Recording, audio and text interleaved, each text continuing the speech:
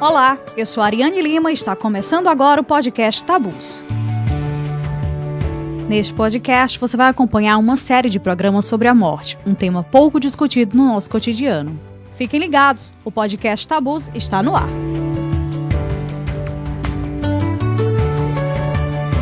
Temas que geram opiniões diversas na sociedade são pouco discutidos. O caminho mais fácil é deixá-los de lado e evitar ao máximo que sejam colocados em discussão. Entre esses temas está a morte. Pensar na única certeza que temos é para muitos um grande desafio, ou até mesmo um tabu. Segundo os estudiosos, falar da morte, da dor da perda, do luto, do suicídio, é muito difícil para os ocidentais. Eles afirmam que isso ocorre devido à forte influência cultural e à falta de preparo e oportunidade de discutir essas questões de maneira aberta e natural. Em seu livro, A Insustentável Leveza do Ser, o escritor Milan Kundera descreve o processo vida e morte.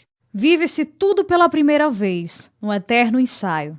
Todos os momentos são vividos pela primeira e única vez, até que a peça final é concluída com a morte, uma presença ausente durante toda a vida do indivíduo.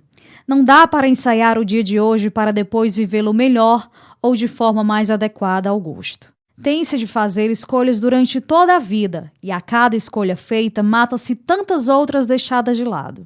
Então, o que significa viver e morrer? Para responder essas e outras dúvidas, conversamos agora com o psicólogo e tanatólogo Haroldo Escudeiro. Se a gente imaginar a vida como um todo, não há como conseguir achar um significado, porque o homem ainda não achou um motivo para estar aqui no planeta. Aí a gente pergunta, para que o homem está no planeta? Para quê? Que ele nasce, cresce e morre. Aí quando o conhecimento vai chegando e a pessoa vai ficando madura, mais sábia, morre. Aí vem o filho, aí vai pegando conhecimento do pai, vai ficando maduro, morre também. Mas sempre deixando. Então, como um todo, não há como achar um significado. Portanto, o significado de viver é de cada um. O homem cria os significados e os motivos para poder continuar a viver até a morte, porque não há como conseguir um significado para todos, para a espécie. Por isso que cada um cria o seu significado. Até porque a gente não sabe nem o que é viver, nem o que é morrer. Quando a morte deixou de ser um processo natural para se tornar um tabu na sociedade? A gente está falando aqui da sociedade ocidental, né? Porque os orientais, eles relacionam-se diferente com a morte. Só para ter uma ideia, na cidade de Okinawa, no Japão, quando as pessoas completam 97 anos, elas vão em carro aberto, desfilar nas ruas, e a comunidade leva cataventos, todos, crianças, velhos, adultos, jovens, para se despedir. E aquilo simboliza uma passagem para outra vida. Já é um ensaio que toda a cidade de Okinawa faz naturalmente, como a gente faz o carnaval aqui, né? Então fica mais natural quando você, desde criança, tem o costume de entrar em contato com. No Ocidente, a partir de 1950, mais ou menos, Marco Aurélio fala, no livro Quem Ama Não Adoece, ele fala da mudança, da morte da casa para o hospital, nos grandes centros, que hoje praticamente se morre no hospital. A tecnologia também, porque o familiar pensa, bem, existe o hospital, a tecnologia, então eu vou levar meu parente para lá, porque a tecnologia vai segurá-lo, A UTI, as máquinas, as medicações. Então, há uma influência da tecnologia. E também do apego às coisas materiais, do consumismo, A sociedade está muito consumista, ocidental. Contemporânea. Nem sempre foi assim. A morte medieval, segundo Philippe Arrier, a história da morte no Ocidente, e o homem diante da morte, era aceita, pública, vivenciada, ao contrário do que hoje ele chama morte invertida, em relação à morte domada, que ele chamava na Idade Média. O que é a morte invertida? É a proibição de acontecer. É a morte feia, suja, interdita, vergonhosa, fracasso. Então, a morte não é contemplada como parte da vida no Ocidente como é no Oriente.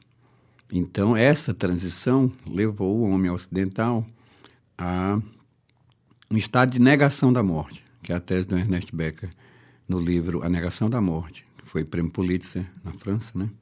O maior prêmio da literatura francesa. E a tese dele é essa que vige atualmente, que o homem nega a morte como parte da vida. Por que os homens negam a morte? Cultura. A cultura é a nossa segunda natureza, né? Nós temos a natureza biológica e cultural. Se você tivesse nascido em Okinawa, você não iria negar. As crianças de lá não negam, porque é cultural. Quando essa criança de Okinawa, lá no Japão, né, cresce, fica natural fazer essa despedida, né, dos cataventos. Então, a cultura é o impedimento. E a segunda questão é a educação.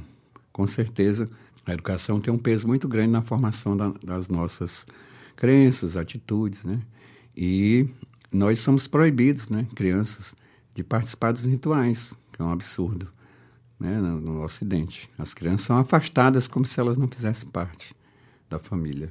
Este é o podcast Tabus e estamos conversando com o psicólogo e tanatólogo Haroldo Escudeiro e discutindo a morte na sociedade. No caso das crianças, hoje em dia, é comum as famílias excluírem elas desse tipo de acontecimento. Geralmente inventam histórias como virou uma estrela, foi fazer uma longa viagem. Por que é necessário que essa criança viva o luto? Porque ela faz parte da família e a perda dela é real. Quando a gente diz assim, o vovô está dormindo, quem dorme acorda. Quando a gente fala, a titia viajou, quem viaja retorna. Então, a dificuldade não é da criança, é do adulto. Porque a criança participa naturalmente. Se você for natural, ela também será, porque a criança aprende por imitação. Então, a atitude dos pais é que vai levar a criança a ter uma atitude semelhante. E a gente presta um desserviço à criança e à comunidade de uma maneira geral, porque a criança vai ser o adulto de amanhã, quando a gente diz, né, esses besteiróis, os chavões que a gente escuta. Viajar, virou uma estrelinha, tá do lado de Deus, virou um anjinho, né, tá descansando, essa coisa toda que não faz sentido, porque na cabeça da criança, quando você diz, não, mas Deus que levou, né, que Deus é esse, né, que leva o meu pai tão cedo? Ou então viajou e não volta, ou dormiu e não acorda. Eu atendi uma criança, ele perdeu a mãe, morava só com a mãe. E a tia que o acolheu disse que a mãe tinha virado uma estrelinha. Desde esse dia, ele não saía da janela do apartamento, não queria brincar, não queria comer e não queria ir para a escola. Ele só queria estar na janela para poder enxergar a mãe dele. Então, gerou uma dificuldade na criança, para a criança, a atitude do adulto, que se vê impotente para a criança, para que a criança não sofra. Aí eu lhe pergunto, ela não faz parte do sistema familiar? Ela não tem direito de sofrer a perda do pai e da mãe?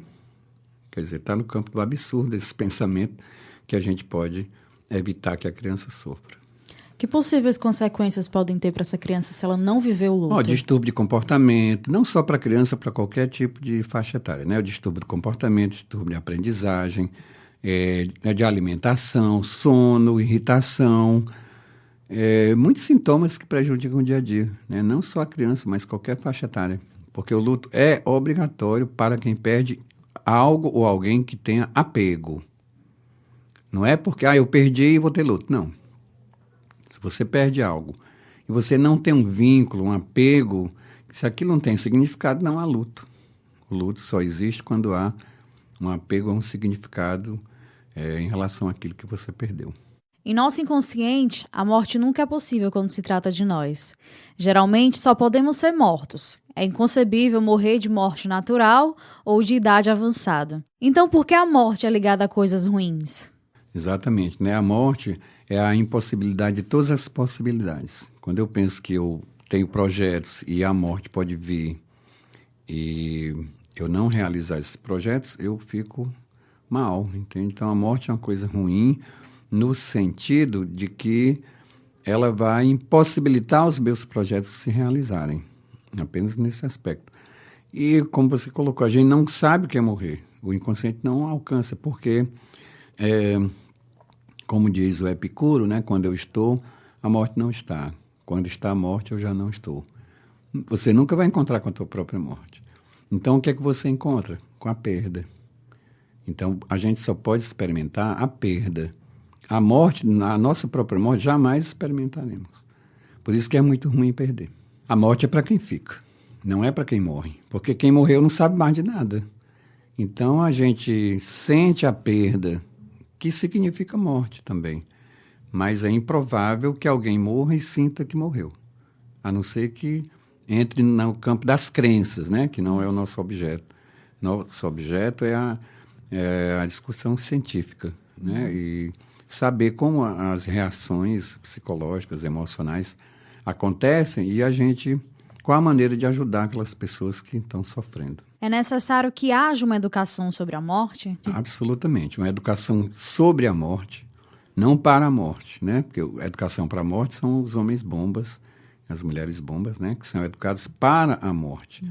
Nós distinguimos esse termo sobre a morte. Porque educar sobre a morte coloca a morte como parte da vida, que é uma coisa natural. Quando você vive um dia, morre um dia.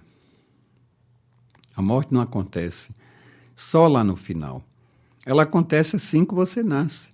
Você já está morrendo. Cada dia que você vive é um dia que você morre, porque ele não retorna mais.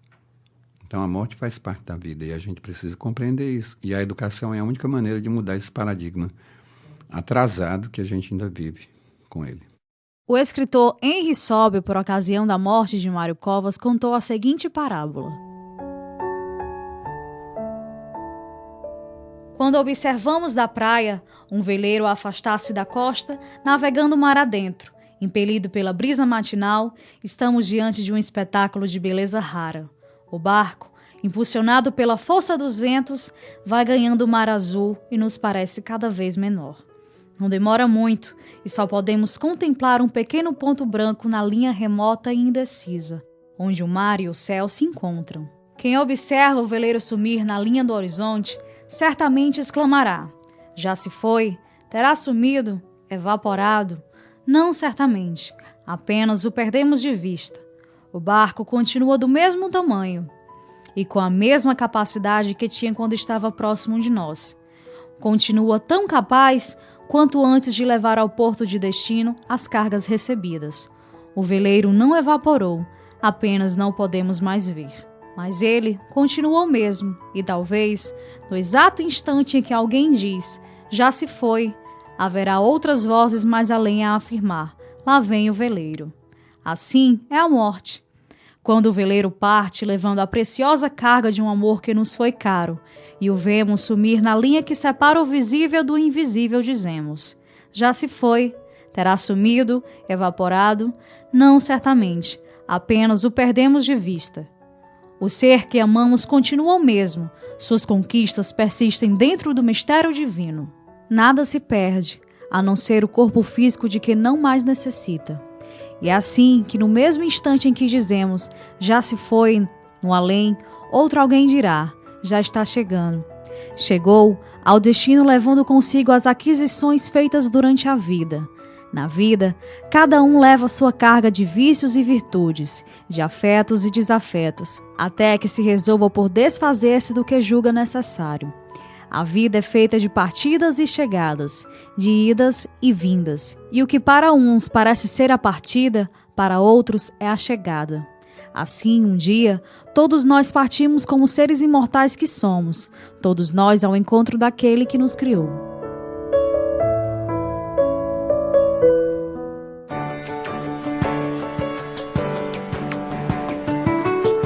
Se você gostou da nossa discussão, não pode perder o nosso próximo podcast. Ele falará sobre a morte nas diversas culturas. Este podcast foi produzido por Ariane Lima como trabalho de conclusão do curso Comunicação Social e Jornalismo da Universidade de Fortaleza, orientado pela professora Kátia Patrocínio. Gravação e edição, Clímaco Gomes.